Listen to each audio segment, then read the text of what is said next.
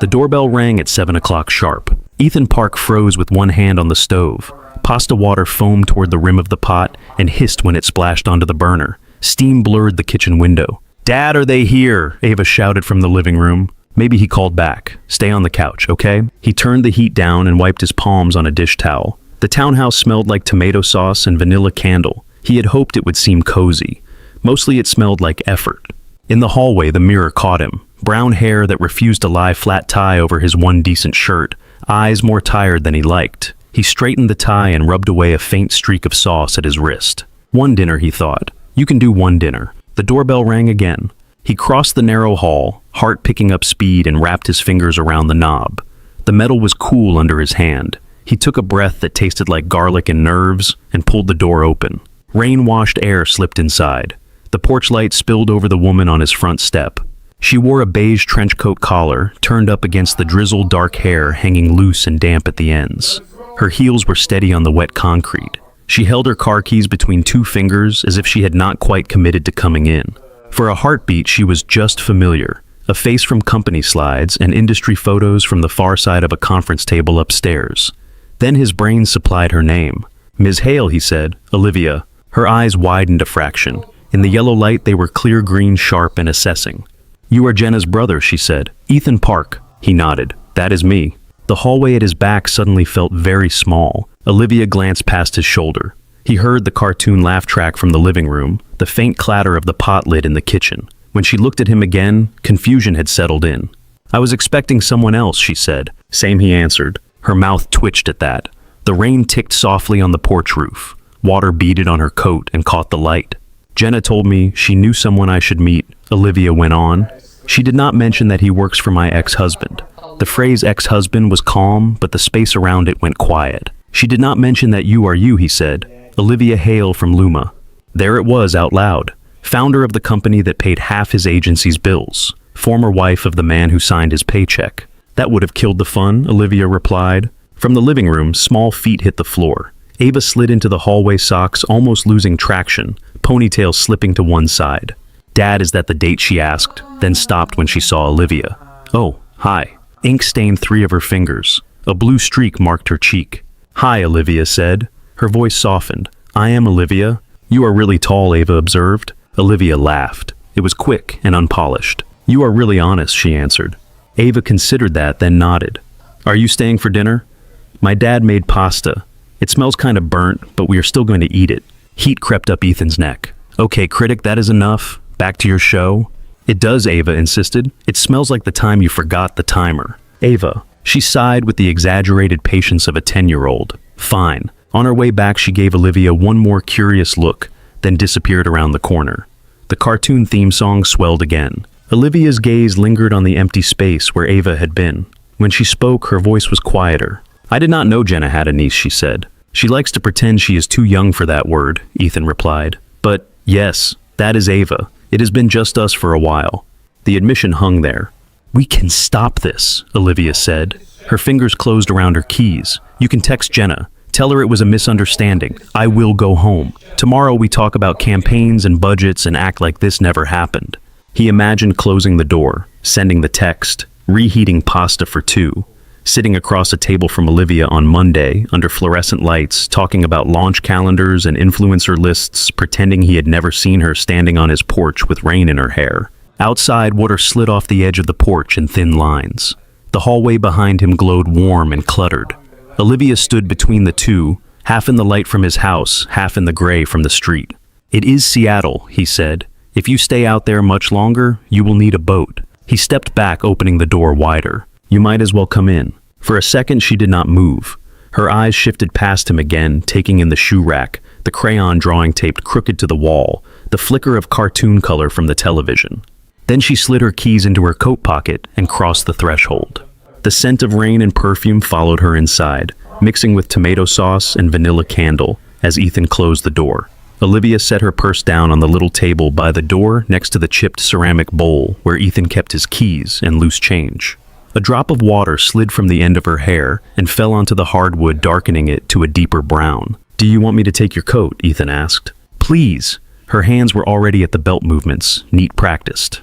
He took the trench from her and felt the damp lining cool against his fingers. The faint smell of rain clung to the fabric, mixed with something citrus and floral. It reminded him of the sample display in the lobby upstairs, Luma bottles lined in a perfect row under glass. A cartoon voice shouted from the living room, followed by Ava's laughter. The sound broke the quiet. Olivia turned her head toward it, a small smile touching her mouth. "You have a nice place," she said. "It is mostly held together with glue and takeout containers, but thank you." He cleared his throat. "Make yourself comfortable. I will check on the pasta before the building goes up in steam." She gave a brief nod and moved toward the living room. As she passed, the fragrance of her perfume followed, light and confident, the way her brand videos always tried to be. Ethan hung her coat on the hook by the door. His hand brushed the worn edge of his own jacket, still there from that morning at the office. The sleeve swung slightly, tapping against the mirror. For a second he saw not his small entryway, but glass and steel, and the city falling away beneath his feet. 3 weeks earlier, he had ridden the elevator to the top floor of Mercer & Company with the same knot in his stomach. The elevator walls were clear, a box of glass rising past floors filled with people hunched over screens. Outside, Seattle lay under a low lid of cloud, the streets slick and dark. Beads of rain chased each other down the glass. His phone buzzed in his hand. Jenna's name lit up the screen. Meeting with the dragon she had written. Wear armor. He snorted under his breath. He typed back, "It is a lion, not a dragon." "Same thing," she replied. "Scales, mane, whatever. How is my favorite brother?" "Only brother," he wrote. "Going to be unemployed brother if I am late." He slipped the phone into his pocket and watched his reflection climb in the glass. Brown hair, decent shirt, that look in his eyes he always got before big meetings. It might have been focus. It might have been worry. When the doors opened, cool air spilled in. The carpet in the executive corridor was thicker, the quiet heavier. Framed awards lined the walls, silver plates catching the overhead light. He stopped in front of a door with Mercer etched into the frosted glass. Before he could knock, a voice called, "Come in." Graham Mercer stood by the window, jacket off, sleeves rolled, a file in his hands. The skyline spread behind him, buildings fading into mist. "Ethan," he said, "have a seat." The chair across from the desk was softer than the ones in the lower floors. Ethan sat, keeping his back straight. "I will make this quick," Graham said. "We landed something important. Luma Beauty signed on for a new brand campaign. They asked for a dedicated lead." He opened the folder and slid a brief across the desk. The Luma logo glowed in glossy color on the front. Ethan had seen that symbol around the office for years. It had never sat this close to him. "I want you on it," Graham said. "You have done good work on mid-tier accounts. You are steady. You listen."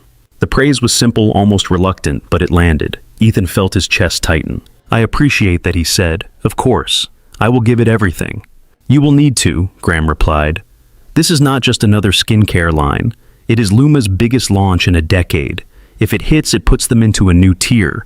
If it misses, it is not good for anyone." He picked up a pen and tapped it once on the desk. "There is one more thing," he added. "Luma is not just any client. The company is run by Olivia Hale."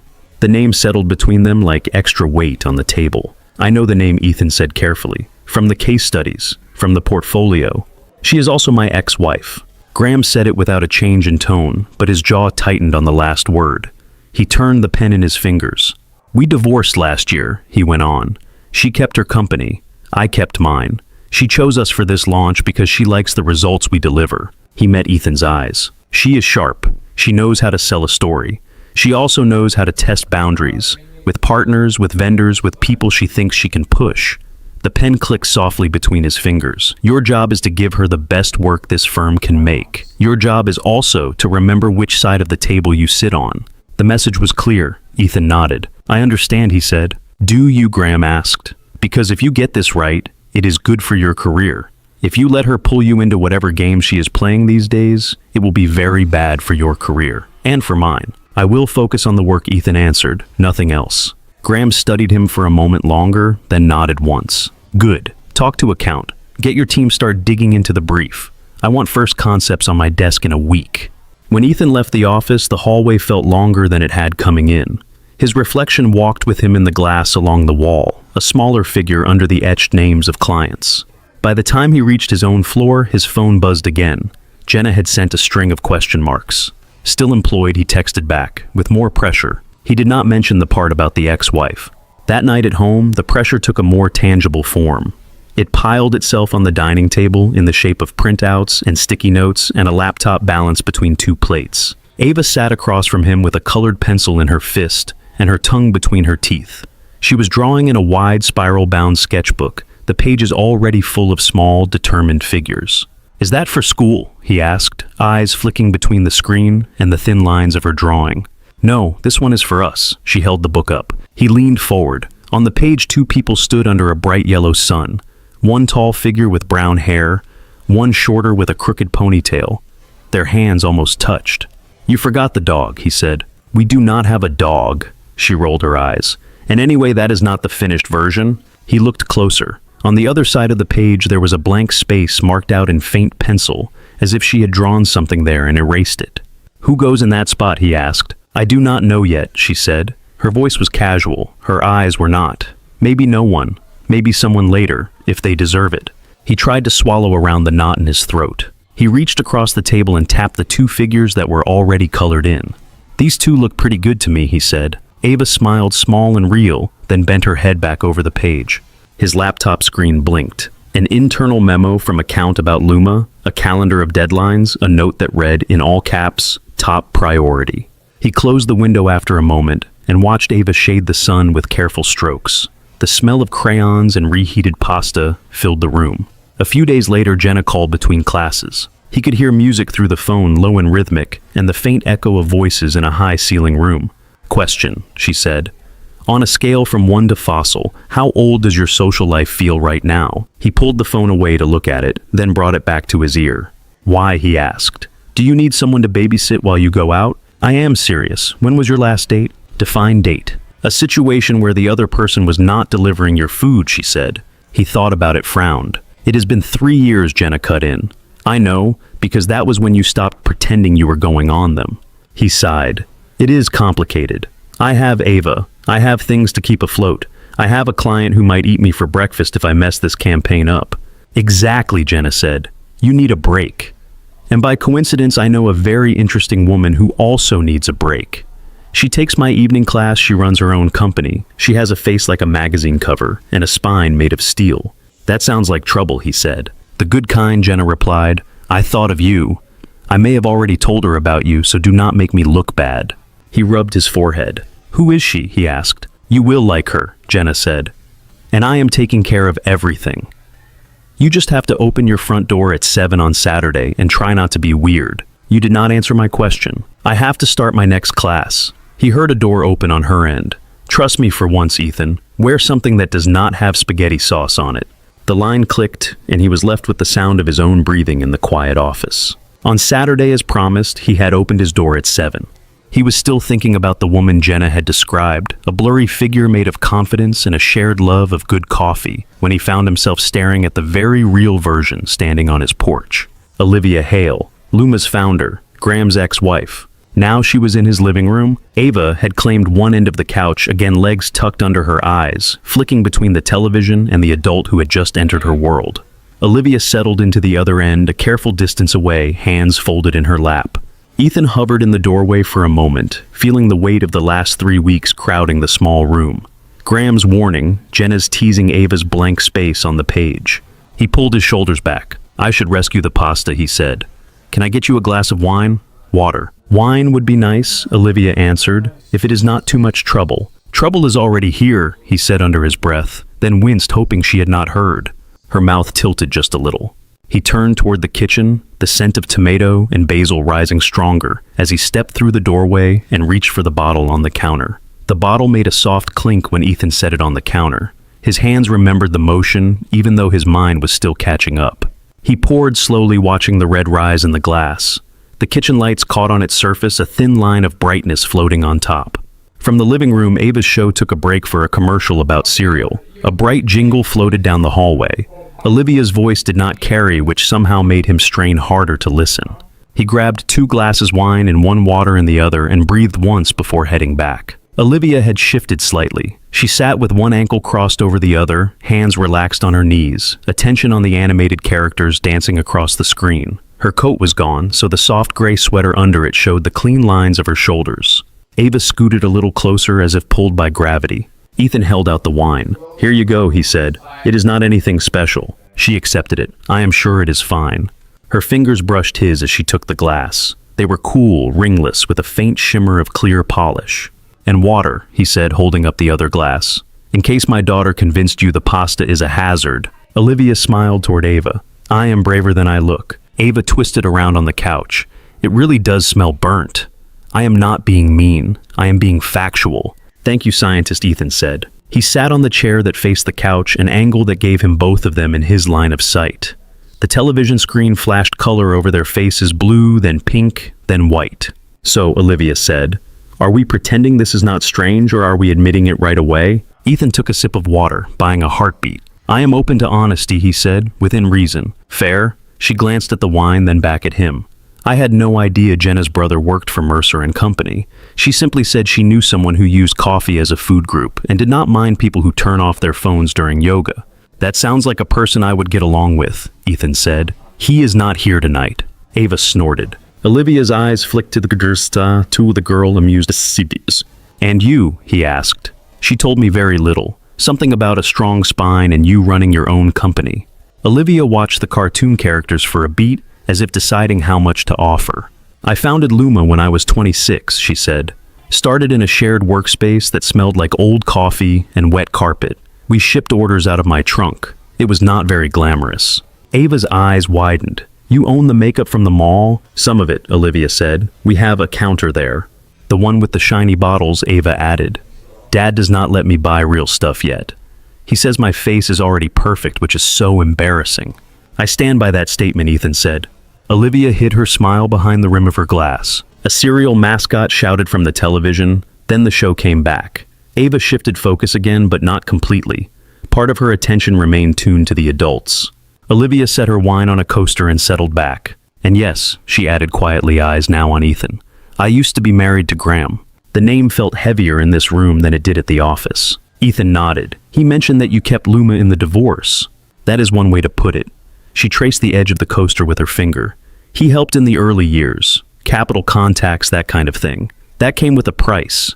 What kind of price? Ava was absorbed in a chase sequence on screen.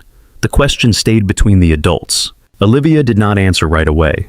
Her gaze slid to the window where rain streaked in faint lines.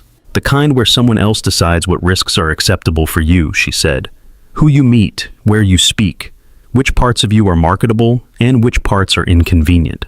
Her tone was mild, almost conversational. Ethan could still hear the steel under it.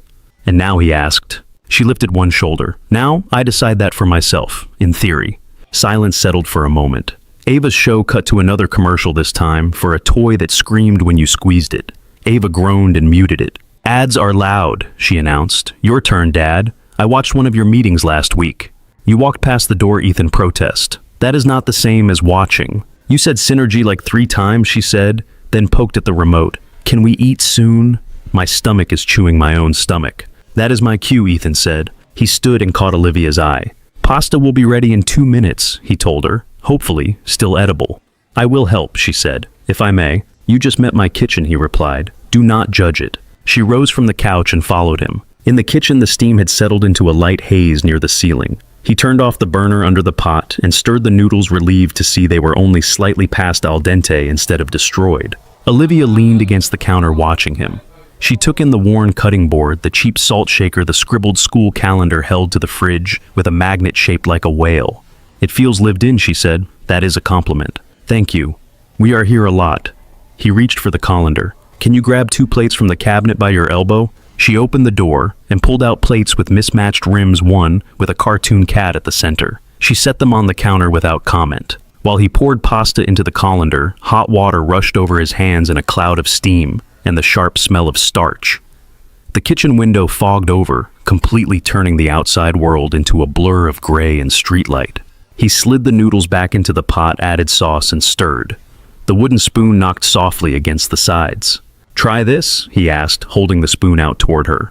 She leaned in and closed her lips around the spoon, eyes on his.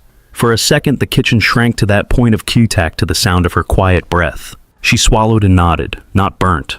"Sorry, Ava." He exhaled a breath he had not realized he was holding. "I will take that as a win." They plated the food together. Olivia carried one dish into the dining nook while he took the other. Ava abandoned the television and bounced into a chair, sliding the sketchbook aside to make space. I made you a seat, she told Olivia, pointing to the chair opposite hers. Dad always puts grown-ups there. I am honored, Olivia said. She sat crossing her ankles under the table. Ethan took his usual spot between them. For a few minutes, the only sounds were forks on plates and Ava's appreciative noises. This is not bad, Ava admitted. You must have used the not burnt side of the pot. Such faith, Ethan said. Olivia smiled behind her water glass. Her shoulders had dropped a little, the careful tension she had brought in from the rain easing. So, she said to Ava, "What do you do when you are not critiquing your father's cooking?" Ava straightened. "I draw. I build stuff with cardboard. I am learning to make stop-motion videos, but Dad's phone keeps running out of space." There were a lot of pictures of the floor, Ethan said. I had to delete something. They were experiments, Ava replied. Genius always looks messy. Olivia laughed. I might print that and put it in the Luma office. You can, Ava said, but you have to send me a picture of it on the wall so I know you did not forget. I can do that, Olivia promised. Ethan watched the exchange with a tightness in his chest that was not entirely discomfort. There was something about seeing his daughter's world expand by a fraction, making room for this woman, who was usually framed by glass boardrooms and brand decks. Dinner wound down. Ava pushed her empty plate away and opened the sketchbook again. Can I show you something? She asked Olivia. Of course. Ava flipped to the drawing of the two figures under the sun. The erased space on the page was still faintly visible, a ghost outline. This is me and Dad, she said, touching each colored shape. And this is a spot for later. A spot for what Olivia's voice was gentle, curious, but not prying. For someone who sticks, Ava said, not just visits, but I am still thinking about it. She shut the book again as if that settled it and hopped down from her chair. I have to finish my math, she announced. Then can I show you the stop-motion app? If your dad says it is okay, Olivia said. Ethan nodded. Homework first. Ava scooped up her notebook and headed to her room. When she was gone, the house felt larger and quieter. The clink of plates in the small kitchen sounded louder than it should. I should help with the dishes, Olivia said. You are a guest, he answered. Guests sit, hosts scrub. I own a company, she replied.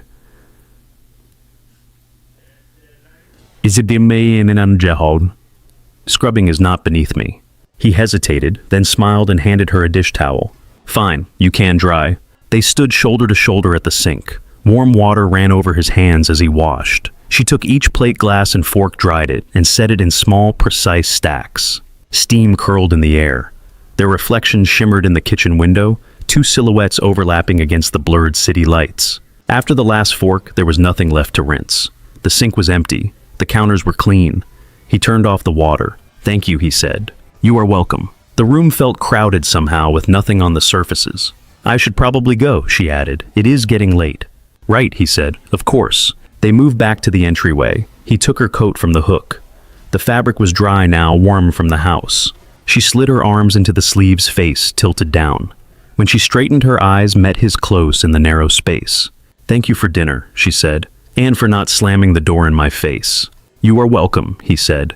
Thank you for not turning around when you saw it was me. Rain still fell outside, finer than before. It gathered on the glass in the little window by the door, drops merging and sliding down in slow, clear lines. Their reflections stood side by side in the glass, slightly distorted but unmistakable. This is complicated, Olivia said quietly. That is one word for it, Ethan answered. She looked at him for a long second, searching his face, as if weighing something more than one evening. He did not know which of them moved first. One moment there was a careful distance. The next her hand was on his arm, and his free hand had found the curve of her shoulder. The kiss started soft. Her mouth was warm, tasting faintly of red wine and basil. For a heartbeat, he was aware of everything at once, the roughness of his own palm against the smooth wool of her coat, the sound of the refrigerator humming, the rain tapping a steady rhythm on the porch roof. Then his mind stopped cataloging, and there was only the feeling of her close and real. When they parted, they stayed close enough to feel each other's breath. That she said, voice low, cannot happen again. Absolutely not, he replied. They looked at each other, and something unspoken passed between them, as clear as their reflection in the glass. Olivia stepped back. She opened the door, and the cool air met them, carrying the smell of wet pavement. Good night, Ethan, she said. Good night, Olivia. She walked down the short path, heels clicking lightly on the concrete, and disappeared into the rain-softened dark. He watched until the sound of her steps faded, then closed the door with care. In the kitchen, the vanilla candle had burned low. The house was quiet except for the gentle patter on the window and the faint scratch of Ava's pencil from her room down the hall. On Monday morning, the alarm on Ethan's phone went off before the sky had decided on a color. He lay still for a few seconds listening. The building was quiet. Somewhere above, pipes hummed. Rain tapped a light pattern on the roof, more drizzle than storm. The memory of Saturday night arrived all at once. Porch light, the taste of red wine on Olivia's mouth, her hand on his arm. The way she had said, "This is complicated," in the narrow space by the door. He shut off the alarm and swung his legs out of bed. In the kitchen, the vanilla candle sat on the counter wick, buried in cooled wax. He filled the kettle and set it on the stove. The ordinary motions helped. Water, coffee, toast, lunchbox. Ava shuffled in hair, a messy halo around her face, clutching a blanket. "You forgot to wake me up," she mumbled. "It is 6:30, he said. "Technically, I am early." She climbed onto a chair and dropped her blanket over the back. "Did the date go bad?" she asked. He froze midway through buttering toast. "Why?" he asked. "You are doing that thing with your eyebrows," she said. She squinted at him. "You do it when you are thinking about stuff you cannot talk about yet." He forced his hands to keep moving. "The date was fine," he said. "She was nice."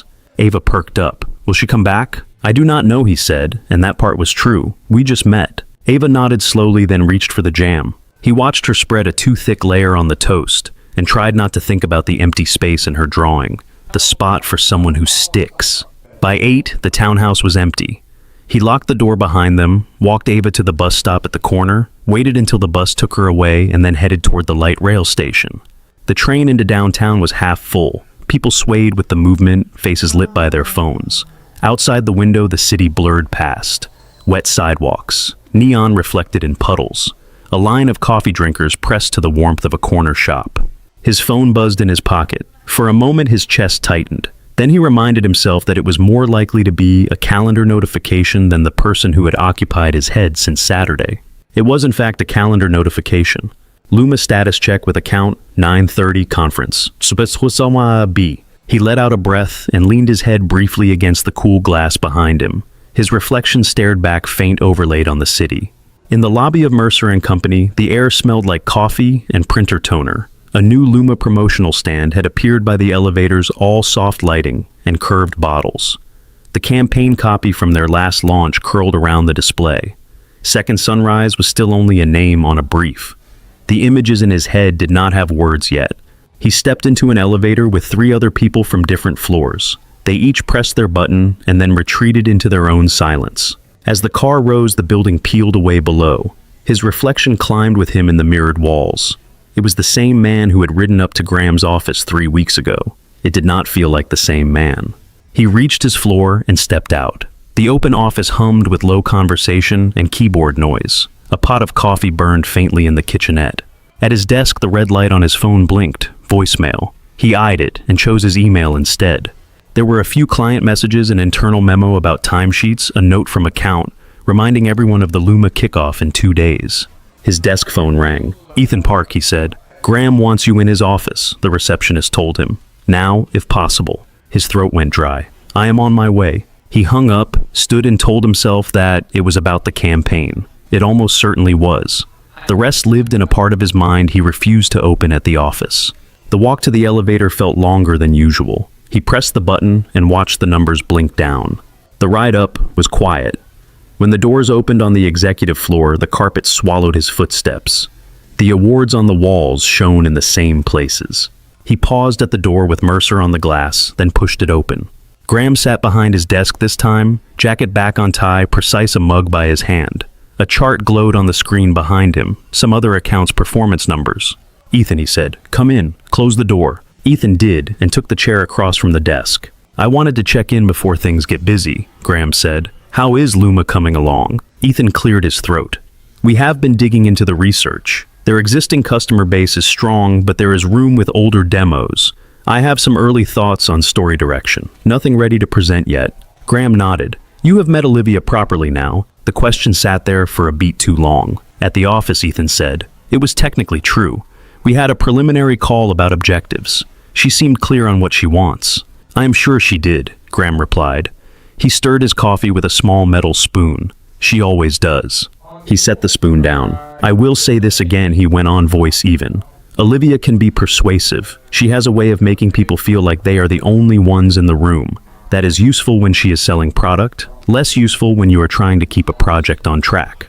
Ethan kept his gaze steady. I am focused on the work, he said. I know what is at stake for the agency, and for her. For us, Graham corrected, Luma is important. Do not let her personal flair distract you from that. If she invites you into her orbit in any other capacity, you step out. There was a flicker in Graham's expression gone almost before Ethan could register it. Something like old hurt wrapped in business language. Yes, sir, Ethan said. Graham studied him for another moment, as if looking for something in his face. Good, he said finally. Keep me posted. I want to see first concepts as soon as you are ready. Ethan stood, of course. He walked back through the thick carpet, the hallway lined with glass and framed successes, and waited for the elevator. As the doors closed, he caught a glimpse of himself in the mirrored interior. His face looked neutral. His stomach did not feel neutral. Back on his floor, the office had shifted into full speed. He ducked into the kitchen net to pour himself coffee that had already been sitting too long. His phone buzzed in his pocket. He set the mug down and pulled the phone out. Unknown number. There was a single line on the screen. Dinner was reckless. I liked the pasta. His heart stumbled. He stared at the message, the tiny letters glowing in his palm. He typed, "Who is this?" then erased it. He typed wrong number, then erased that too. A second message appeared before he could decide. Lunch. The cursor blinked in the reply box. His reflection watched him from the microwave door, distorted in the black glass. He thought about Graham's warning. He thought about Ava's drawing. About the quiet in his house when Olivia had stepped back out into the rain. He typed busy maybe some other time. His thumb hovered over send. The word looked wrong on the screen. It felt thin. He deleted it letter by letter.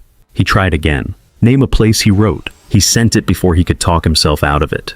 The reply came fast. There is a little cafe on Fremont across from the bookstore with the crooked sign. 1 p.m. I can behave like a client if you can behave like an adult. He smiled in spite of the tension in his shoulders. I can try, he wrote. He slid the phone back into his pocket and carried his coffee to his desk. The rest of the morning passed in a blur of meetings and emails. He sat through a status call with a mid-sized apparel client and found himself comparing their flat safe ideas to the color that hung around Luma in his head. He opened and closed the campaign brief 3 separate times without adding a single note. At 12:45, he saved his work and stood. Coffee run, one of his coworkers asked, seeing him grab his jacket. Something like that, he said. Outside, the rain had thinned to a mist. The air held the smell of wet concrete and roasted beans from the cafe on the ground floor. He caught a rideshare to Fremont. The driver kept the radio low, a singer murmuring over soft guitar.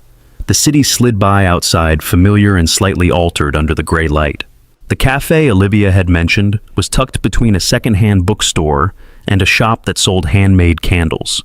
The front windows were fogged at the edges. A crooked chalkboard outside announced soup of the day and a pastry special. He pushed the door open. A bell chimed overhead. Inside, the warmth hit him first, then the smell of espresso and sugar. Olivia sat at a small table near the back, where the noise from the counter was muted. She wore a dark green blouse, simple gold earrings, hair pulled back at the nape of her neck. Her phone lay face down beside a glass of water, as if she had decided to give it a time out. For a moment, neither of them waved. They just watched each other across the room. Then she lifted her hand. "You found it?" she said when he reached the table. The crooked sign helped, he replied. He took the seat opposite her. The chair legs scraped lightly on the worn wooden floor. A server appeared with a notepad. "Coffee," Ethan said. "Black, please," same Olivia added. When the server left, silence settled between them again. Not quite awkward, not quite easy. "Thank you for replying," she said. "You thanked me already," he answered. "For the pasta." "I meant for this," she said. He looked at her, at the woman across from him. Not on a screen, not in a hallway framed by glass. Just here in a place that smelled like cinnamon and rain. "You texted," he said. I walked into it with both eyes open. She smiled, small and real. "When I picked this agency," she said, "I told myself I was choosing the best partner for Luma. Not a person, not a particular team, just a firm." "How is that working out for you?" he asked. I asked. Her gaze held his. "I am starting to think I might have done both," she said. Their coffees arrived, steam curling up from the cups, and the line between work and something else blurred a little more. The coffee was hot enough to fog Ethan's glasses when he lifted the cup. He took a careful sip and set it back down. "I do not usually text my vendors," Olivia said. "In case you were wondering, I do not usually cook for my clients, he replied. So we are already off script. Her fingers toyed with the spoon, turning it on the saucer. Good to know. The corner of his mouth lifted. I thought you liked off script. In my campaigns, yes. She met his eyes. In my personal life, I am still learning. The noise of the cafe filled the space between them. The low hiss of the milk steamer, the murmur of conversation at other tables, the clink of cups. Outside, the rain streaked the glass, turning the street into shifting silver. You picked Mercer because of Graham, he said. It was not quite a question. I picked Mercer because they produce results, she answered. And because after you leave a marriage like ours, it is efficient to keep your ex where he belongs. Across a table, on the other side of a contract. That sounds very tidy, he said. It is tidy on paper, she replied. Reality is rarely as clean as a brief. Her gaze softened a little, as if she felt the weight of her own words. Besides, she added, I did not know you were in the building when I signed the deal. He let the implication settle. If it helps, he said, I had no idea I was cooking for you when I said yes to Jenna. She gave a quiet laugh. She never learns moderation. She was very proud of herself, he said, until she realizes I have to face your ex-boss in the hallway. He was my ex-husband first, Olivia corrected gently. For what it is worth, Ethan, he chose you for a reason. He trusts you to handle this. Trust might be a strong word, Ethan said. You do not see what you look like from the outside, she replied. You listen when people talk. You do not rush to tell them what they want to hear. That is rare in this business. The compliment warmed him more than the coffee. He cleared his throat. This is dangerous, he said. You know that. Yes, she said, on several levels. We should stop, he tried. We could, she answered. They both looked at their cups. He did not say anything else. Neither did she. Their silence said enough. In the weeks that followed, their days divided themselves into two tracks. On one track, there was the work. There were conference calls with Luma's product team, slide decks, crowded whiteboards. Ethan sat in glass meeting rooms under recessed lights, surrounded by his own colleagues, by account managers, and junior strategists by the quiet whir of the projector. Olivia sat opposite him, across wide tables, flanked by her COO and brand manager. She spoke about hero ingredients and shelf presence, about legacy and reinvention. In those rooms, she was composed and sharp hands steady, tone decisive. When she disagreed with a direction, she did it with precision, never raising her voice. Through the glass walls, the city looked flat and distant. On the other track, there was everything else. The first time they met outside the office after that initial lunch, it was under the pretext of a working session. She suggested a corner of a bookstore cafe near the university. He brought his laptop and a notebook filled with questions about target segments. She arrived with a folder of brand history, the edges worn from years of use. They spread papers on a small table stained with coffee rings. People drifted by with stacks of novels and textbooks. Olivia traced the early Luma logo with her fingertip, the old version before the rebrand, and told him about the first warehouse, the boxes that arrived with the labels printed sideways, the holiday where every shipment was late, and she packed orders herself until 3 in the morning. He listened. The story seeped into his notes. An idea started to form in his head, shaped like new light on a city that was used to rain. They talked until the staff started wiping tables around them. He walked her to her car, their footsteps syncopated on the wet pavement, and they parted with a nod that held more than thanks. Another time, he met her at a small bar with high windows. They claimed a table near the back and ordered food neither of them could quite name. Work talk filled the first half hour, which influencers mattered, what the budget could actually accomplish, how aggressive they could be with messaging. Then the conversation drifted. She told him about a trip to Tokyo that had changed the way she saw color. He told her about the first time he had taken Ava to the aquarium and how she had stood in front of the jellyfish tank so long that the security guard had started checking his watch. Between stories, their hands sometimes brushed on the table. Neither of them pulled away quickly. At home, the changes were smaller but noticeable. Ava started using a Luma sample lip balm Olivia had slipped her after dinner one night. The tube appeared near her pencil case in the pocket of her backpack on the coffee table between math worksheets. What does this one smell like? Ethan asked one afternoon, holding up the tube. Orange and something fancy, Ava said. Not like the juice. Better. Olivia says it is bergamot and jasmine.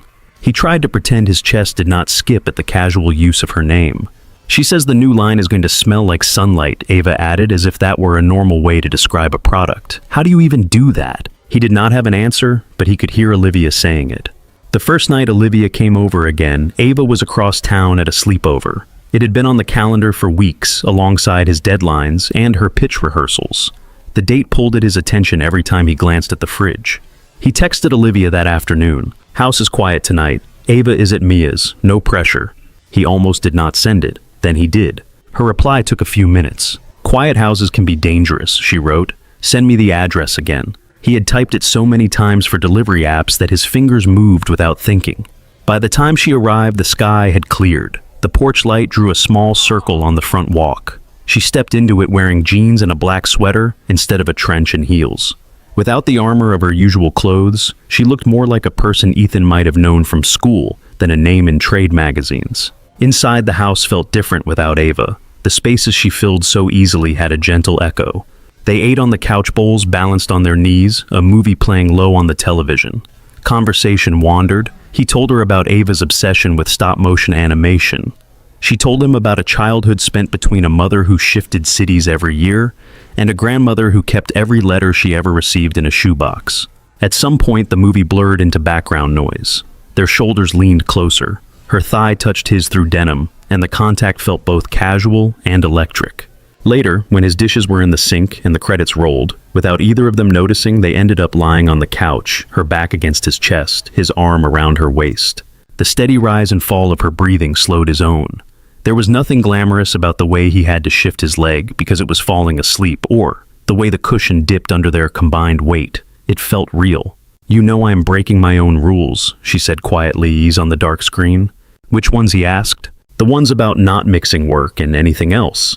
She turned to look at him over her shoulder. "I built those rules for a reason." He slid his hand up to her shoulder fingers, resting in the hollow where neck met collarbone. "I know," he said. "I had rules too. Do not date anyone who might scare your boss. Do not invite people you work with into the part of your life that involves cereal and PTA emails." "How is that going?" she asked. He breathed out on a laugh, badly. She smiled small, but there. He might have left it there. They had already crossed enough lines for one night. Instead, the words that had been forming at the back of his mind moved forward. "Olivia," he said. He swallowed. "I am falling for you." The quiet after that sentence felt like the moment after a glass slips from someone's hand and before it hits the floor. She rolled onto her back to see his face more clearly. Her hair fanned over the cushion. Her eyes searched his. "That terrifies me," he added, "because it was true. Not because of you. Because of everything around you, around us. Graham, Luma, Ava, all of it." She did not answer right away. The refrigerator hummed. A car drove past outside headlights, flashing briefly across the ceiling. "You think I want you as a rebellion?" she said. It was not accusing. It sounded like she was checking something against a list. "I do not know what you want," he said. "You have a whole world I only see pieces of. Maybe I am just the guy who says no when everyone else says yes. Maybe that feels refreshing. For now. You are not just anything," she said. She sat up a little, leaning on her elbow so she could look down at him. Her fingers traced a line along his jaw, slow and sure. "You are the first person who has told me when my idea felt thin instead of pretending it is brilliant, because they like the retainer," she said. "You are the one who listens when I talk about my company, like it is a person and not a machine. You make pasta that is almost always edible. You show up for your kid." Her hand dropped to rest on his chest over the steady thud of his heart. "You see me," she said. "Not as Mrs. Mercer, not as Luma, just as me. I did not realize how much I missed that." He covered her hand with his own. "Is that enough?" he asked. "For what?" she said. "For all of this," he replied. "For the cost." She leaned down and pressed her forehead to his. "I cannot promise you it will not cost anything," she said. "You know that better than I do. But I can tell you this." He waited. "I do not want anyone else," she said. "I want you." The words landed with a weight that was not heavy exactly, but solid. He felt his muscles loosen around them. He turned his head and kissed her slower than the first time, more certain. Outside, the streetlights threw a pale glow through the thin curtains. In the window glass, the faint outline of the two of them merged into one shape on the couch. The room smelled like dish soap, and her perfume like rain that had dried on pavement, and something warm from the oven earlier. It all mixed into a scent he knew he would not forget. After that night on the couch, nothing exploded. There were no dramatic confrontations, no slammed doors, no urgent emails from Graham with subject lines in all caps. The campaign schedule looked the same on Ethan's screen as it had the week before. The city kept raining. The differences were smaller and closer. On a Wednesday evening, Olivia came over with a grocery bag on her arm instead of a portfolio under it. Inside were fresh basil, a block of parmesan, and a loaf of bread from a bakery he had only walked past before. "I am staging a pasta intervention," she said, setting the bag on his counter. "You are too young for this much jarred sauce." "Careful," he replied. "Those jars are my friends." Ava peeked around the corner, hair pinned back with two mismatched clips. "Are we eating fancy tonight?" she asked, eyeing the basil. "We are eating food with herbs that did not start in a packet," Olivia said. "Do you like to cook?" "I like to stir," Ava said, "and taste, and decorate." "Those are the best parts," Olivia answered. They moved around the kitchen in a pattern that felt new and oddly practiced. Olivia chopped garlic with quick, confident movements. Ethan grated cheese, watching her out of the corner of his eye. Ava stood on a chair, stirring the pot when they let her inhaling the steam. "What is that smell?" Ava asked, wrinkling her nose and then smiling. "It is different." "Garlic and basil," Olivia said, "and a little olive oil. It smells like a restaurant," Ava decided, "but not the kind with sticky floors." Ethan laughed. The window fogged again as the water boiled. All three of their reflections hovered there, blurred but together. They ate at the small table with the basil still in a glass of water between them. Olivia showed Ava how to twist pasta onto her fork without flinging sauce. Ava demonstrated how quickly she could eat when she was not picking around burnt edges. Later that night, after they had cleared the dishes, Ava pulled out her sketchbook. "I made a new one," she said, flipping to a clean page. This time, the drawing showed three figures, the tall one with brown hair, the shorter one with the crooked ponytail. A third shape beside them, taller than Ava, shorter than Ethan, with hair that fell to its shoulders in straight lines. "They are standing in our kitchen," Ava said. "That blob is the basil. I am still working on plants." Ethan's throat closed. Olivia studied the page. When she spoke, her voice was careful. "Who is that?" she asked, pointing at the third figure. Ava shrugged, suddenly shy. "I do not know," she said. "Someone who knows how to cook." She closed the sketchbook before either of them could answer and asked if they could watch something funny before bed. At the office, Ethan learned to move between roles with sharper edges. In one meeting, he stood by a screen pointing at a slide that showed a mock-up of a Luma bottle against a wash of color. He talked about texture, about how the product should feel in a hand in a store, about the kind of morning the brand wanted to live in. Words like aspirational and authentic came out of his mouth in the right order. Olivia sat on the far side of the table, her expression intent. When she agreed with the direction, she nodded once and wrote something down in her notebook. When she disagreed, she did it by asking questions that made everyone else in the room rethink their assumptions. Once, as they discussed taglines, she leaned forward and said, "I do not want language that apologizes for age. I want language that admits we have been through things and are still here." Their eyes met across the table. His chest tightened with recognition. After the meeting, as people filed out, his coworker Liam fell into step beside him. "You have been living in Lumaland lately," Liam said, balancing a laptop and a stack of printouts. "How is the Queen of Glow in person?" "She knows what she wants," Ethan said. "I bet," Liam replied. "Must be nice having a client who actually cares instead of just nodding and asking for the logo bigger." He grinned and peeled off toward his desk. Ethan watched him go and reminded himself that to everyone else this was just another account. A big one, yes, but still a client on a list. Thursday afternoon, Olivia stopped by his floor on her way out of a different meeting. He saw her reflection first in the glass wall of the conference room, a slim shape moving past rows of desks. Then she was at his cubicle, one hand resting lightly on the top of the partition. "Got a minute?" she asked. He clicked his screen dark and stood. "Sure." They walked to the end of the hallway where floor-to-ceiling windows looked out over the waterfront. Container ships moved like slow toys in the distance. She held out a small white box with the Luma logo stamped in silver. "Prototype," she said. "Second sunrise fragrance. I thought you should smell what you are writing about." The box was light in his palm. "Perks of the job," he said. "Do not tell the others," she replied. "They will riot." He opened the box. Inside, a glass vial nestled in white tissue. The liquid caught the light in a soft amber. He uncapped it and lifted it to his nose. Bergamot came first, bright and a little sharp, then softened by something floral. There was a warmth beneath, like skin warmed by the sun after shade. "It smells like the first day it stops raining," he said. Her face lit up. "Yes," she said. "That is exactly what I wanted." Their shoulders brushed as they stood close, both looking at the small bottle. For a moment, the window reflected them back, two shapes on the glass, the city of faint gray behind them. "Thank you," he said, capping the vial again. "You are welcome." She hesitated. "I have to run. Dinner with investors." "Good luck," he said. "I would rather be eating leftovers at your table," she replied very quietly. Then she moved away, heels soundless on the carpet. They did not see each other every day.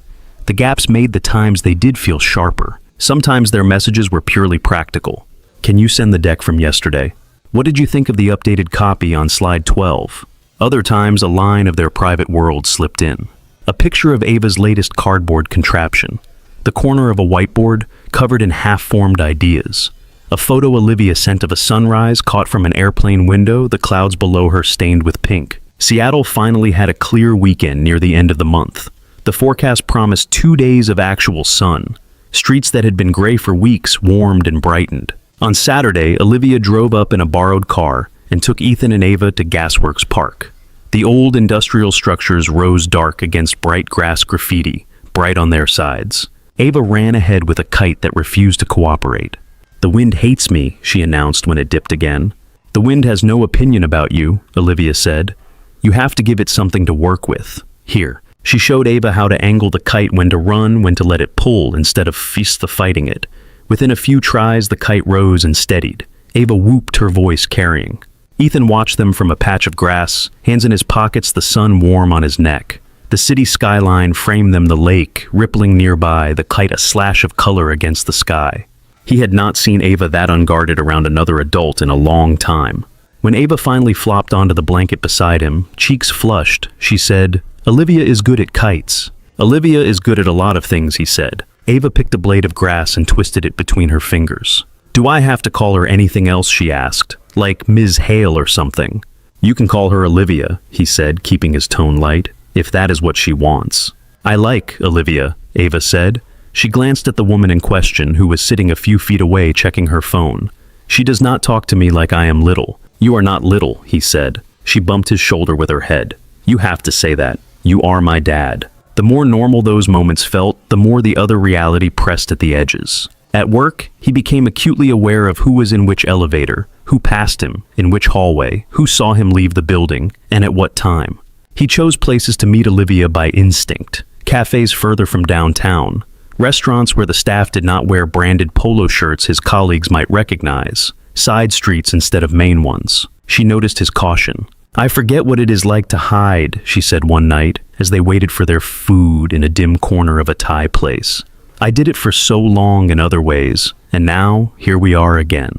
"I am not proud of it," he said. "It is survival," she replied, "for now." He reached across the table and hooked his fingers with hers under the edge where no one could see. The Italian restaurant in Belltown was Olivia's idea. "It is small," she had said over the phone, "family-owned, the kind of place that cares more about the sauce than the lighting." The dining room was narrow, with exposed brick on one wall and old wine posters on the other. The tables were close enough that you could hear your neighbor's conversation if you tried, but the murmur of voices blended into a comfortable hum. They sat at a two-top by the window. A candle in a cloudy glass holder flickered between them. The smell of tomatoes and garlic and baking bread filled the air. Ethan twirled tagliatelle onto his fork and listened to Olivia describe an upcoming trade show. "If this launch goes well," she said, "we can use that momentum to push into Europe properly. I keep seeing Luma bottles in windows in Paris in my head." "You are allowed to dream big," he said. "I built a company out of stubbornness and caffeine," she replied. "Big is the only way I know." Outside, the rain had started again, though lighter now. Droplets slid down the glass in slow trails. Neon from a bar sign across the street bled into the reflections. For a moment, he saw them as someone else might. Two people at dinner, leaning in slightly, laughing, not wearing wedding rings, not keeping the prescribed distance of client and agency. He reached for his wine. The glass left a circle on the tablecloth. Across from him, Olivia brushed a strand of hair behind her ear. Her eyes were bright in the low light, relaxed in a way he had only seen outside of boardrooms and investor calls. He was about to tell her something about Ava's latest drawing when a flicker of movement in the window caught his eye. A figure had paused on the sidewalk, partly shielded by an umbrella. The face reflected faintly in the glass overlapped with his own. "Liam," Ethan's breath caught. For a second, their eyes almost met through the overlapping reflections and the thin barrier of the glass. Liam's gaze shifted from Ethan to Olivia and back again. Surprise registered small and quick. Then a pedestrian brushed past him, jostling his umbrella, and the spell broke. Liam adjusted his grip and continued down the sidewalk, disappearing out of view. Ethan's chest felt tight. "Are you all right?" Olivia asked. "Well, yeah." He forced his eyes away from the window. Yes, he said. The wine is stronger than I expected. She watched him for a beat longer, then nodded slowly. The candle flickered between them, casting their shadows against the brick.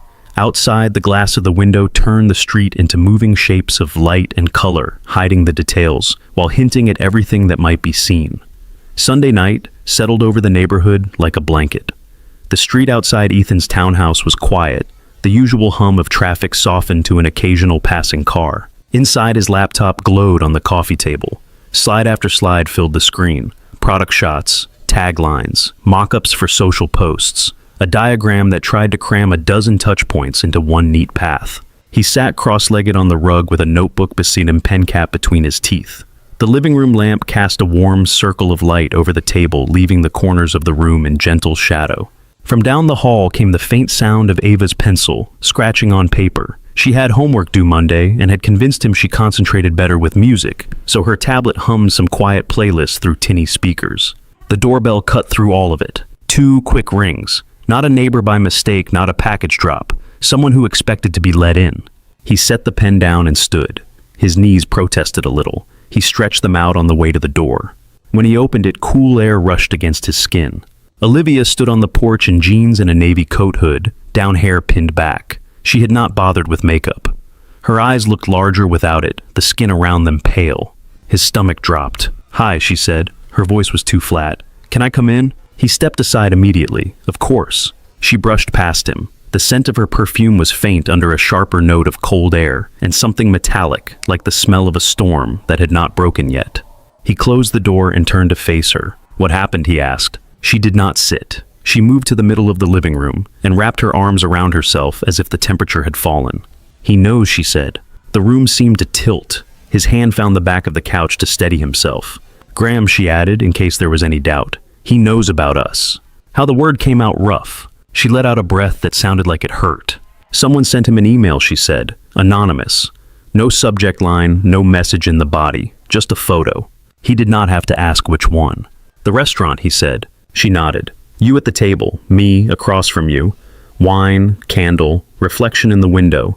It is not ambiguous." He pictured Liam in the glass the moment their eyes had almost met. His ears rang. "When did he show you?" Ethan asked. "This afternoon," she said. She looked past him, then at the laptop on the table. The Luma logo glowed in the corner of the current slide. Her mouth tightened. "He called me," she went on. "Said it was urgent. Met at his office, not yours." He had the photo printed, on his desk, like evidence in a trial. A fragment of the scene flashed in her mind as she spoke. Graham behind his desk sleeves rolled exactly halfway. The photo in a clear folder centered on the blotter. The way his index finger had tapped the corner of it once, twice before he slid it toward her. "You and my creative lead," he had said. His tone had been controlled, but the muscle in his cheek had jumped. Now, standing in Ethan's living room, she tried to keep her own breathing even. "He was furious," she said. "Not the kind you can yell away. The cold kind." "What did he say?" Ethan asked. "First, he made sure to tell me how unprofessional this is," she answered. "Conflict of interest, ethical gray areas, all the official phrases." Then he stopped pretending it was about policy. Her eyes met his. "He said he would pull Luma from Mercer," she said. "That he would find another agency, any other agency, if I insisted on making a fool of him in his own building."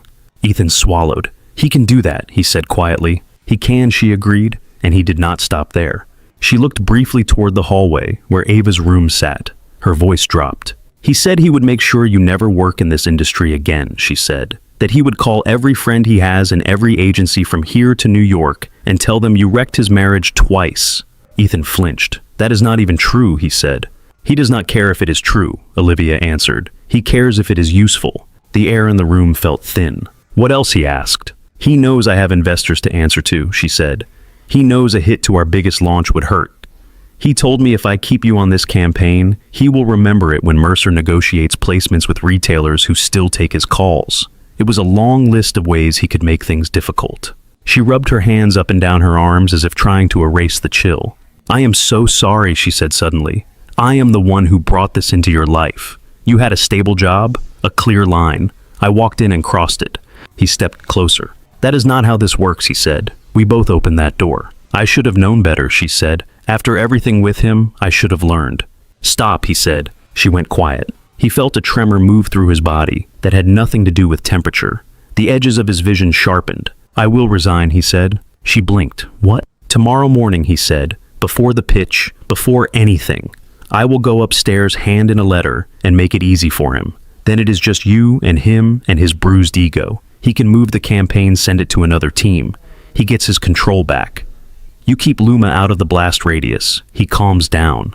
"You think that will make him calm?" she said. "It takes away his favorite target," Ethan replied. "He cannot blacklist me if I am already out. I will find something else. Another agency, freelance, something. I can drive for rideshare for a while if I have to. It is not ideal, but I will survive. Ava will have food, roof. Health insurance will be a puzzle, but I will figure it out." Her expression went from shock to anger in a breath. "No," she said. He stared at her. "Olivia." "No," she repeated. "You do not get to throw yourself on the fire so he feels safer." "This is not about him feeling safer," Ethan said. "This is about you not losing the campaign that could make or break your quarter. It is about my daughter not having her dad sued by a man who collects grudges like sport. If I take myself out of the equation, he has less to use." Her hands dropped to her sides. "Listen to yourself," she said. "You are talking like your only option is to disappear." "It might be the only option that keeps you and Ava out of his line of sight," he said. She shook her head sharply. "I left a marriage where he decided which rooms I was allowed in," she said. "I am not going to let him decide your career path and call that protection." "This is different," Ethan said. "Is it?" she asked. "He presses and you fold to minimize damage. That is not different. It is the same pattern new cast." The words stung because there was truth in them. "I am trying to do the responsible thing," he said. "I am a single parent. I do not get to be reckless." Her voice softened, but the firmness stayed. "You are not reckless," she said. "You are terrified. So am I. But if you quit tomorrow, he still wins. He learns that all he has to do is wave a threat in your direction, and you will do his work for him." She took a step closer. "I will not let him do that to you," she said. "I will not let him use me as an excuse to hurt you. That is not happening." He ran a hand through his hair. "Then what is the plan?" he asked. "Show up at the pitch like none of this happened, and hope he does not pull the fire alarm." A flicker of something like a smile touched the corner of her mouth and vanished. "We do the pitch," she said. "Exactly as you designed it. You present. We show everyone in that room why this campaign deserves to exist, no matter how anyone feels about anyone in their personal life." And after he asked, "After, if he still wants to pull Luma, I have my own leverage," she said. He frowned. "What leverage?" "I have not told you this yet," she said, "because I did not want you to think I was dangling anything. But I do not build my company on one relationship with one agency. I have options." She looked toward the window, the glass reflecting the dim room back at them.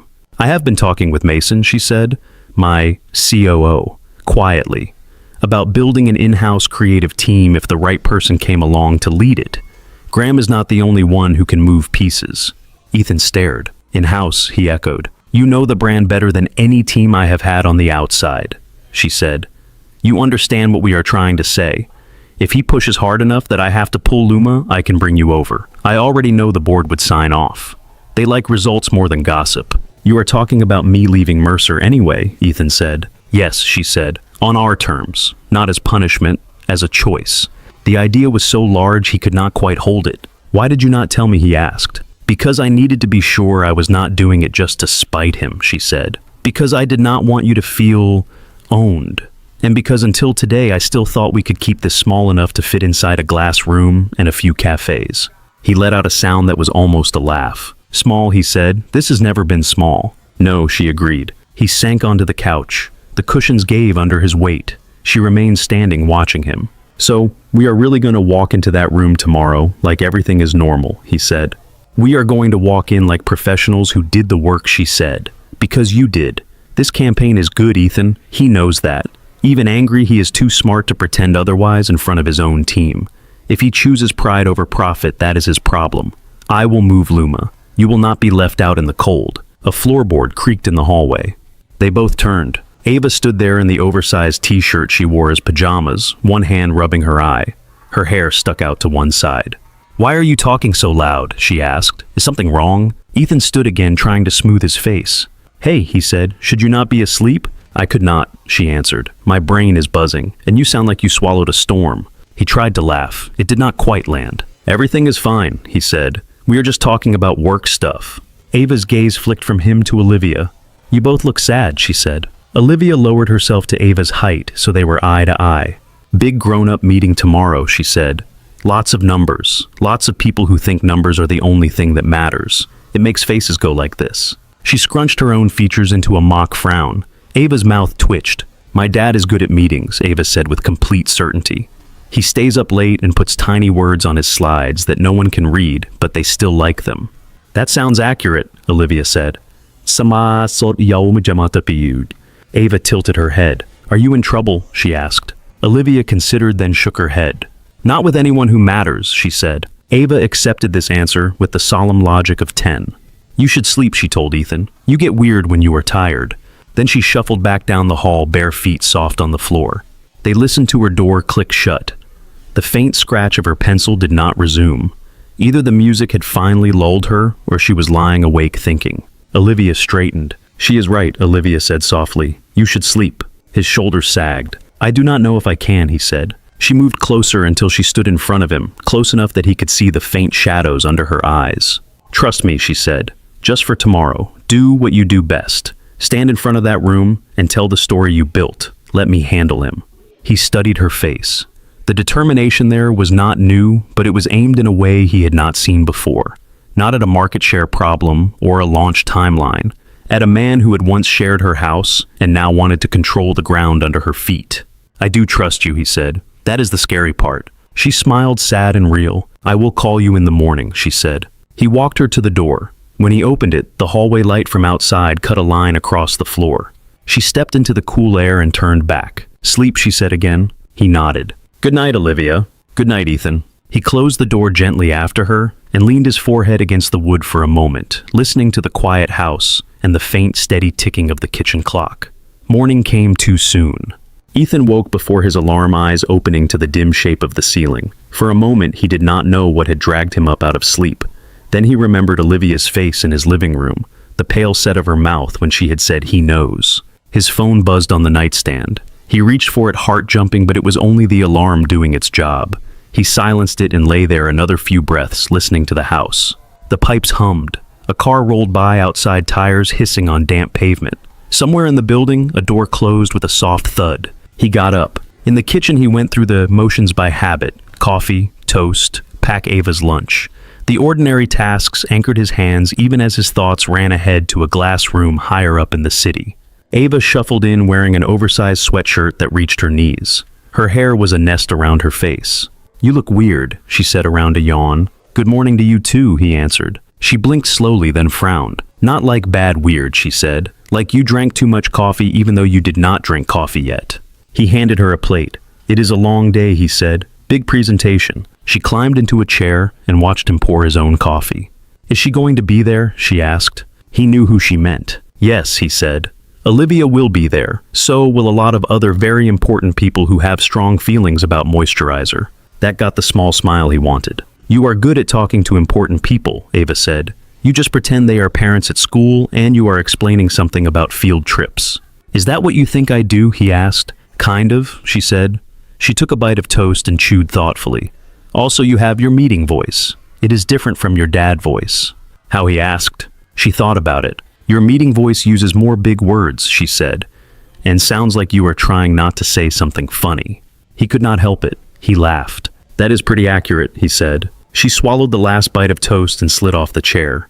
You will be fine, she said with the blunt certainty that always caught him off guard. You always are. And if you are not, you will still be okay after. He watched her carry her plate to the sink, small shoulders straight.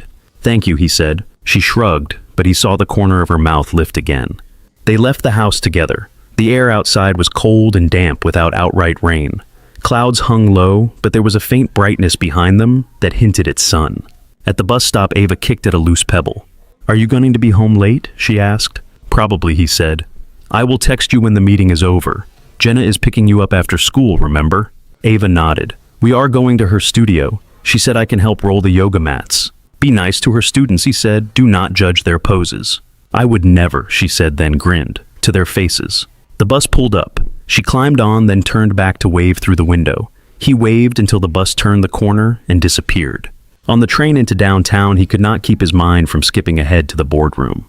He pictured the long table, the screen, the rows of chairs. Olivia sitting on one side, Luma team near her, Graham at the head, the account team lined up like a row of soldiers, sleeves rolled, pens ready.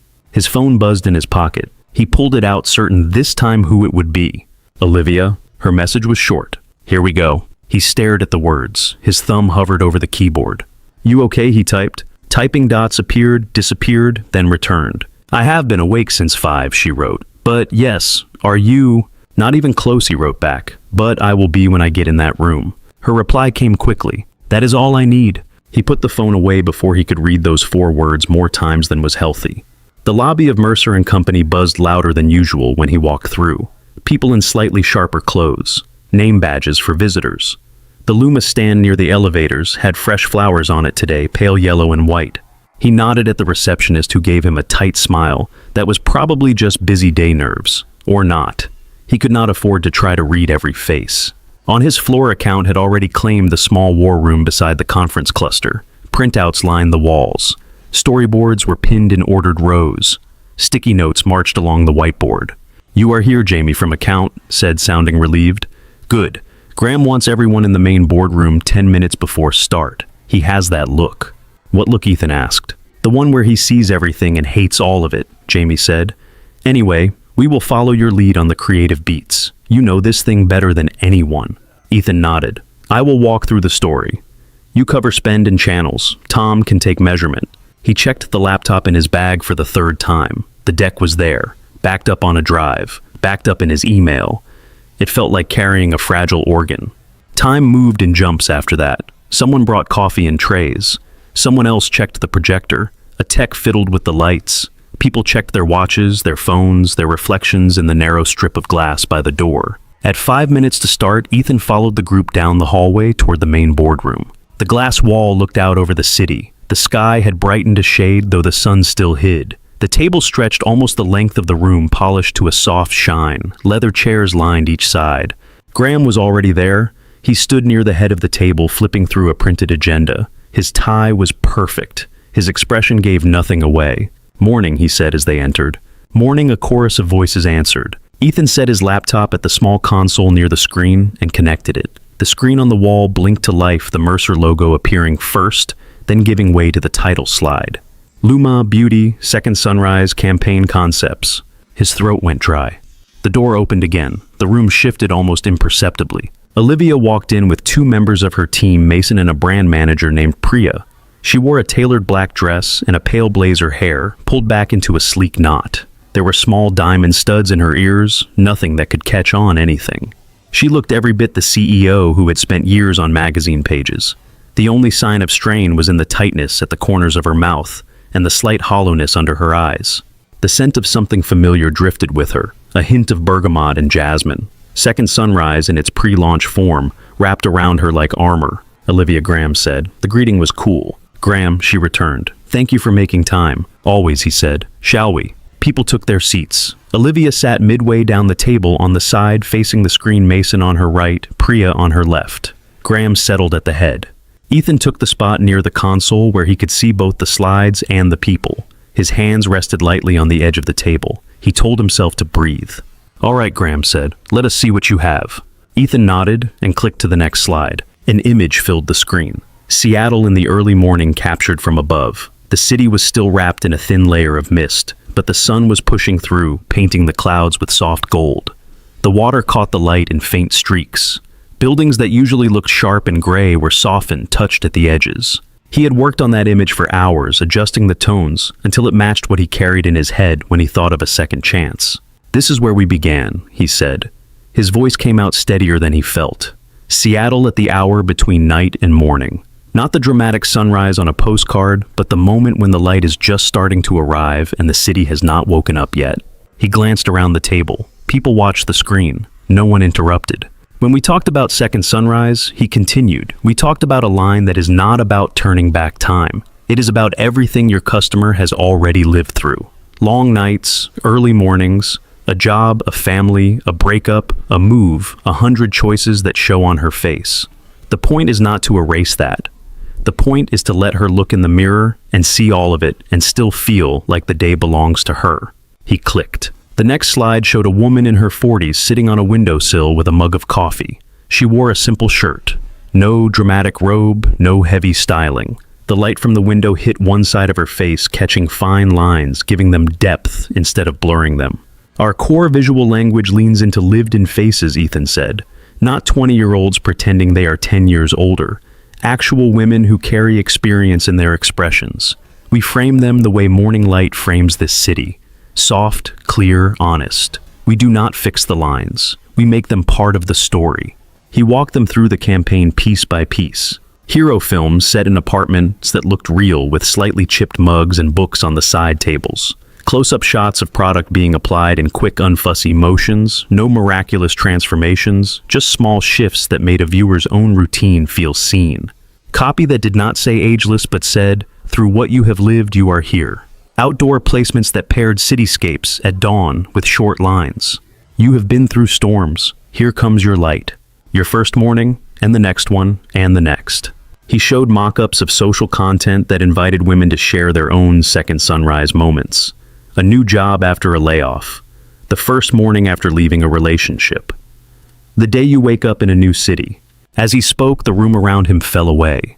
The click of the remote, the shift of bodies and chairs, the scratch of someone's pen became background noise. The part of his brain that worried about Graham's jaw or Olivia's shoulders quieted. He was inside the story. When he talked about retail, he showed how the shelves would carry that same sense of early light. Palettes in warm tones that echoed sunrise colors, packaging that felt good in the hand. A small line of copy printed on the inside of each box where only the buyer would see it. "For every new beginning, you have chosen it red." He did not mention that he had written that line at his kitchen table while Ava slept and a certain brand of perfume lingered in the air. He did not need to. The line stood on its own. He walked them through media choices and rollout phases. Top-tier influencers, yes, but also smaller voices with specific stories. A launch event timed with actual sunrise on a Seattle rooftop. A series of short films featuring women who had changed their lives at 40, 50, 60 plus. "We know the market is crowded," he said. "There are a lot of brands promising miracle fixes and eternal youth. Luma has an opportunity to own something else. Honesty. Light. The idea that your skin is not a problem to solve, but a record of a life you can still shape." He clicked to the final slide. The Luma logo appeared over the same city image from the beginning, only this time the sun had climbed higher.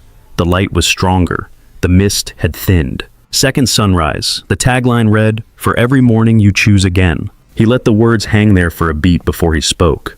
"That is our recommendation," he said. "We believe this platform can carry Luma into this launch and beyond. It is distinct enough to stand out, but true enough to who you already are that it will not feel like a costume." His mouth was dry. He had no idea how long he had been talking. He set the remote down lightly on the table. "Thank you," he said. "Happy to answer any questions." Silence met him first. Not the blank kind, the focused kind. People looked at the screen, then at him, then at Olivia, then at Graham. The windows along one wall reflected the room back to itself. The long table, the small lights in the ceiling faces, alert and unreadable. Ethan felt his heartbeat in his throat and waited for someone to speak. It was Olivia who broke the silence. "I have a question," she said. Her voice was even, not loud, it carried all the same. Every head turned toward her. She did not look at Ethan. She kept her eyes on Graham at the top of the table. "Do you think this work is good, Graham?" she asked, as the head of the agency. "Not as my former husband. As the man I hired to help me launch the most important line Luma has created." The room tightened almost invisibly. Pens stilled. Someone shifted in a chair and then went still again. Graham's gaze moved from the screen to Ethan to Olivia. "The strategy is sound," he said. "There are pieces I would sharpen. Some of the copy could be tighter, but yes, it is adequate." "Adequate," she repeated. The words sat there pale next to the images on the screen. Mason shifted beside her, his brows lifting. "With respect," Olivia said, "I disagree. This is not adequate. This is the clearest version of Luma I have seen from any partner since I started this company." Her fingers rested lightly on the table. The only other sound in the room was the faint buzz of the projector. "So," she went on, "if we can agree the work is strong, that leaves us with a different decision." Graham's jaw flexed. "Which is what?" "Whether you are going to let your personal feelings about me and about my choices cost your firm a very profitable account," she said. because that is what will happen if you pull this campaign out of spite. Ethan felt heat crawl up the back of his neck. The words out of spite rang in the air like a chime struck once. Out of spite, Graham repeated. His tone thinned. You assume quite a lot about my motives. I know your motives, she said quietly. Better than most people in this building. Priya stared at a spot on the table, as if willing it to open. Jamie from account looked fascinated and terrified at the same time. Graham's hand tightened around his pen. This is not about motives, he said. It is about boundaries. About what is appropriate between a client and an employee of this firm. If that were true, we would be in your office with HR, Olivia replied. Not sitting here with a campaign on the table and your team ready to deliver it. You did not call this meeting to talk about ethics policies. She leaned forward slightly. You called it to see if I would cave, she said. If I would pull back, apologize, and fire the man who just presented the clearest expression of my brand I have ever seen, in order to make you feel like you still control my story. The words landed one by one, measured and sharp. Ethan's pulse hammered. He kept his face neutral with an effort. For a long moment, Graham did not speak. His eyes were fixed on Olivia. The quiet in the room drew tighter like a wire being pulled. When we divorced, he said at last, I kept this company running while you rebuilt yours. I honored every contract we had with Luma. I never once used what I know about you to hurt your business. That is true, she said, and I appreciate it. I have never forgotten that you chose not to weaponize what you could have. But you are doing something different now. Her gaze did not waver. You are threatening to sabotage your own agency's work, she said, to damage my launch, to damage the livelihood of a man who has done nothing but what you asked him to do, namely to build this campaign, because you feel embarrassed that your ex-wife and your creative lead had dinner together. The words dinner together sounded almost mundane in her mouth. A muscle ticked in Graham's cheek. You do not get to define how I feel, he said. I am not trying to, she replied. I am saying your feelings are your responsibility. Your business decisions are another matter. If you want to run Mercer with your pride instead of your head, that is your choice. I will not let you use Luma as a tool for that. She sat back, but the energy around her did not recede. Across the table, Mason cleared his throat. From Luma's perspective, he said, his tone steady. This campaign does exactly what we needed. It distinguishes us in a crowded category. It aligns with the brand. It tests well with the groups we have seen. Pulling it now would be costly, not just in money. Graham's eyes shifted to him. You are prepared to lose the relationship with this firm, Graham said over this personal entanglement. Personal entanglements happen, Mason said. Strong work does not. We chase that when we find it. Olivia's hand moved a fraction of an inch closer to his on the table, not touching but visible. Let me put this plainly, she said. If you insist on punishing Ethan for being in my life, if you try to remove him from this campaign or from your agency in order to make a point, I will take Luma elsewhere. Not as a threat, as a simple consequence. Account shifted on Mercer's side. Jamie's pen rolled off the legal pad and onto the table, forgotten. And before you assume that is an idle statement, she continued, you should know that I have options. I have had preliminary conversations with other agencies. I have also discussed the possibility of building an internal creative group at Luma. She nodded slightly toward Mason. He did not look surprised. In that model, she said we would need someone to lead it. Someone who understands the brand. Someone who can do what you just saw on that screen. She finally looked at Ethan then, just for a second. If you push him out, she said, turning back to Graham, I will make sure he has somewhere to land. Ethan's chest tightened. The words landed inside him with the same weight they carried in the air. A creative director role at Luma had been a hypothetical something, discussed in the quiet of his living room, surrounded by the smell of coffee and the sound of Ava's pencil. Here in this bright boardroom, it became a real shape. Graham looked from Olivia to Ethan and back again. You would poach my staff, he said. His voice was quieter now, the anger distilled. I would give someone a job, she replied. There is a difference. You do not own your employees, Graham. They are not assets on your balance sheet. He let out a short sound that might have been a humorless laugh. You have not changed, he said. You still like to draw blood and call it clarity. She did not flinch. You taught me how to negotiate, she said. You should not be surprised that I learned. The two of them faced each other across the polished table, their reflections lying thinly on the surface between them, elongated by the overhead lights. For a moment, Ethan had the surreal sense of watching two currents collide. Years of shared history and unspoken resentments pressed into a space that also contained a campaign deck and a dozen people who had no place in that history. Graham's gaze moved to Ethan again. And you, he said, Is this what you want? To walk out of here hand in hand with my client and a shiny new title at her company. Ethan held his eyes. I want to do the work I just showed you, he said. Wherever I am allowed to do it without being treated as a pawn. A flicker of something crossed Graham's face. Irritation, respect, maybe both. You put me in a difficult position, Graham said. This agency's reputation matters. So does keeping boundaries. I cannot have the perception that my staff and my clients are playing house behind my back. Ethan felt the sting in the phrase playing house. He did not let it show. Olivia spoke before he could. No one here is asking for your blessing, she said. We are asking if you are capable of separating your pride from your business decisions. If the answer is no, then we will adjust accordingly. Graham looked down at the agenda in front of him, though there was nothing on it that could help. The room held its breath. Finally, he exhaled a long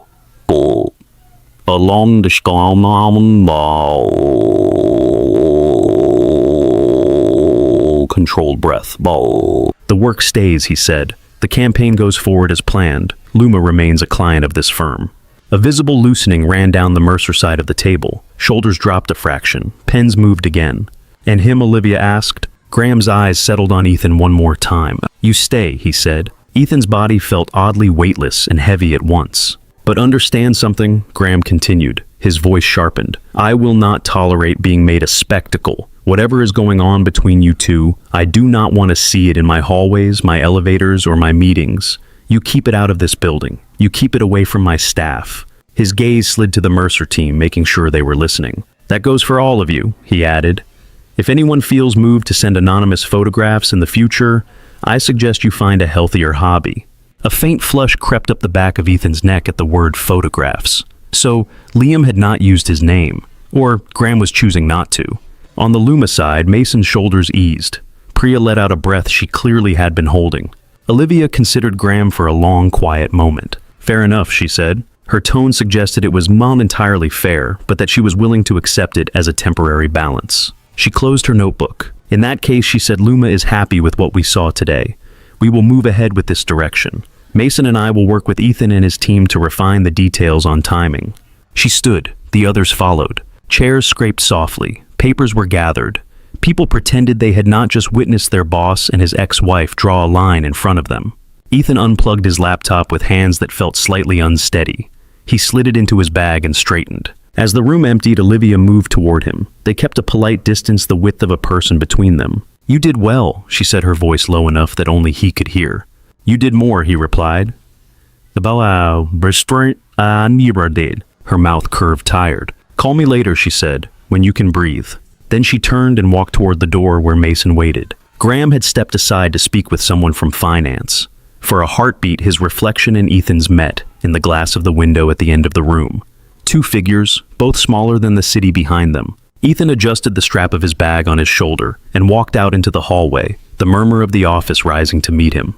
6 months later, the rain finally lost one of its battles with the sun. Seattle was in one of its rare, generous moods. The sky above Ethan's townhouse was a clear, bright blue, the kind that made the city look like it had been scrubbed clean overnight. The air still held a coolness, but the light was warm on the back of his neck as he stood at the kitchen sink. From the open window came the sounds of the backyard. Ava's voice rose and fell. Olivia answered lower, amused. The faint scrape of a trowel against dirt punctuated their sentences. He rinsed a coffee mug and set it on the rack. The faucet shut off with a small sigh. He dried his hands on a dish towel without taking his eyes off the view through the glass.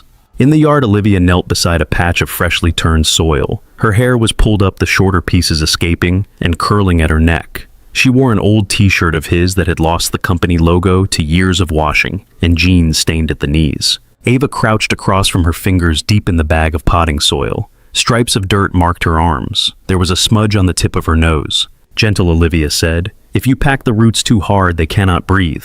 I know, Ava replied. You told me that 3 times. I did, Olivia agreed. And you ignored me twice. Ava grinned and pressed the small plant into the hole they had dug. Yellow petals shook on their thin stem. Like this, she asked. Exactly like that, Olivia said. Ethan leaned his hip against the counter and let the picture soak in. The garden had been a rectangle of patchy grass and stubborn weeds when he had moved in. Now, a narrow bed edged with stones ran along the fence, holding herbs and a few brave flowers. The basil from Olivia's pasta lesson had a place near the back door. The rest of the bed was a mix of color and promise. Dad, Ava called without looking up, as if she knew he was there. Can we plant tomatoes next? If you want to be heartbroken, he called back.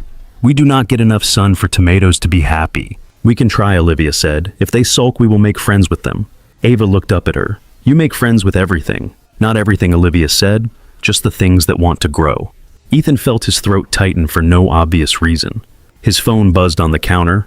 He glanced at the screen, expecting a promotional email or a reminder he had already mentally checked off. Instead, he saw a name he did not see often outside of meetings. Graham. For a second, some long, trained muscle in his chest pulled tight. Then he opened the message. Q3 numbers for Luma are in it, read, up 40% on projection. Whatever else I think about your personal decisions, you and Olivia make a very effective team. No sign-off beyond his initial G. Ethan read it twice. The words were simple. They carried more than they said. He thought of the boardroom of the photo in the folder of the line Graham had drawn. Then he thought of the shelves he had seen last week at the department store. Luma's section lit brighter than it had ever been. Second sunrise boxes stacked in careful rows, testers smudged with use. He typed a reply. Glad to hear the numbers, he wrote. The team here did a lot. Appreciate you letting us get the work out there. He hesitated, then added, hope things are good on your end. He hit send and set the phone down. Outside, Ava wiped her hands on her shorts and sat back on her heels. Do you think they will like it here? She asked, looking at the line of plants. They already look happier than they did in the store, Olivia said. They have a view now? What do they see? Ava asked. Us, Olivia said. Obviously. Ava snorted. Ethan grabbed 3 glasses from the cabinet and filled them with water. The ice clinked as he carried them out. The air in the yard smelled like damp earth and cut grass from a neighbor's lawn. Somewhere nearby, a dog barked once, then lost interest. He handed Ava a glass. You have dirt in your hair, he said. She wiped at her forehead and only managed to smear more soil across her temple. Olivia reached out and gently brushed the dirt away with her thumb. The gesture was automatic, easy. There, she said. Thanks, Ava replied. How is the Queen of Glow doing? Olivia blinked. The what? My teacher said that on the bus, Ava said. She saw the ad in the mall. She said, look, that is the Queen of Glow stuff I keep seeing. I told her I know you. You did, Olivia said. Yeah, Ava answered. She did not believe me until I showed her the lip balm with my name on it. Olivia laughed. It did not have your name on it, Ethan said. It did in my head, Ava replied. They moved to the small patio where the old table waited with its mismatched chairs. Olivia picked up the glass Ethan had set near her spot. You got a message, she said, nodding toward the kitchen. From who, he asked, though he already knew. Your face did a thing, she said. I am guessing Graham. He sat opposite her and let the chair scrape the concrete. He sent Q3 numbers, he said. Luma is up 40%. Olivia nodded unsurprised. We had a good quarter, she said. He also said Ethan added that whatever else he thinks about our personal decisions, we make a very effective team. She went quiet for a moment. That is almost generous, she said. I think it is as close as he gets, Ethan replied. He is not wrong, she said. He watched the way she tipped her glass, the sunlight catching the water. Is it strange, he asked, working with him and not being with him? Less strange than being with him and watching him work, she answered. She met his eyes. I am glad he sent that, she said. Not for me, for you. I did not realize I needed his approval, Ethan said. You do not, she said, but it helps to know he sees what you do. He thought of the first time he had walked into Graham's office, the view out the window, the way his own reflection had looked small against that glass. He looked now at the window from the outside. The glass reflected the yard. 3 figures at a table, the faint smudge of plant sky layered behind them. Ava had gone back to the garden bed, humming something under her breath as she pushed the last of the soil into place. You know she is going to start asking questions, Olivia said. The real ones, not just about names. I know, he said. She already is, in her way. Are you ready to answer them? Olivia asked. He looked at the patch of flowers, at the basil, at the small, stubborn green things that had taken root. I think so, he said. We are not hiding anymore, not from her. Olivia reached across the table and rested her hand on his. The contact was simple and steady. We are not hiding from anyone, she said. He let that sink in. The building downtown was still there. Graham was still Graham. But the shape of his life had changed around those facts. He squeezed her fingers. Later, he said, when she finishes planting, she is going to ask if you are staying for dinner. I am, Olivia said. If that is all right. It is all right, he said. You know she drew you again. Did she? Olivia asked. He smiled. In the latest one, he said, we are all standing under the sun. She gave you better hair than me. That sounds accurate, Olivia said. The day slid toward evening. Light shifted across the yard, stretching shadows. A breeze picked up, carrying the distant sound of a child laughing on the next block. Ethan stepped back into the kitchen to start the oven. Garlic bread this time, the kind Ava liked, and a sheet pan of vegetables that would hopefully not come out charred. The house felt different now than it had that first night. The same walls, the same narrow hallway, the same crooked picture by the door. But there were new layers. A pair of Olivia's running shoes by the mat, a scarf draped over the back of a chair, an extra toothbrush in the bathroom cup. He set plates on the counter and reached for his phone. A text from Jenna sat under Graham's. "How is my matchmaking record?" Now she had written earlier that week, along with a blurry picture of a Luma billboard she had snapped from a bus window. He had not answered yet. He typed, "You got lucky," and added a photo through the window of Olivia and Ava in the garden, their heads bent close over the same plant. He put the phone away when the oven beeped. The doorbell rang just as he was laying the last fork beside the last plate. The sound cut through the smells of garlic and roasted vegetables. It did not carry the jolt it had the first time. It was just a sound part of the house's vocabulary now. "I will get it," Ethan called. Ava beat him to the hallway. "If it is mushrooms on the pizza, I am staging a coup," she announced as she ran. He followed at a slower pace. When he opened the door, a teenager in a red cap stood on the porch holding an insulated bag. The smell of cheese and tomato floated out. "Large, half pepperoni, half plain," the kid said, "with extra garlic knots." "That is us," Ethan said. He paid, added a tip, and took the warm box. He turned to see Olivia waiting at the end of the hall, hands in her pockets, Ava hovering at her side. "Pizza saves the day again," Olivia said. "Pizza always saves the day," Ava replied. They carried the boxes to the table together. The evening light reached in through the window, touching the backs of their hands. Later, when they were full and the dishes were stacked in the sink, they moved to the couch. Ava curled between them, one leg thrown over Ethan's knee, her head on Olivia's shoulder. The television played a movie they had all seen before. The sound was low. The room glowed with the muted colors from the screen. Outside, the sky slipped from blue to deepening gray. The first stars pressed through when the clouds allowed it. In the glass of the window, three shapes sat together close enough that their outlines touched. Ethan watched their reflection more than the movie. Olivia's hand rested on Ava's hair. His arm lay along the back of the couch behind them, fingers lightly brushing her shoulder. He thought of the first time a doorbell had rung at 7 of the way. The house had felt too small and too bright of the shock of seeing Olivia on the other side of the threshold. He tightened his arm around them just a little. The world outside the window continued on its own. Cars passed. Someone walked a dog. Somewhere downtown, a man in a glass office checked numbers on a screen and knew at least that the story they had told together was working.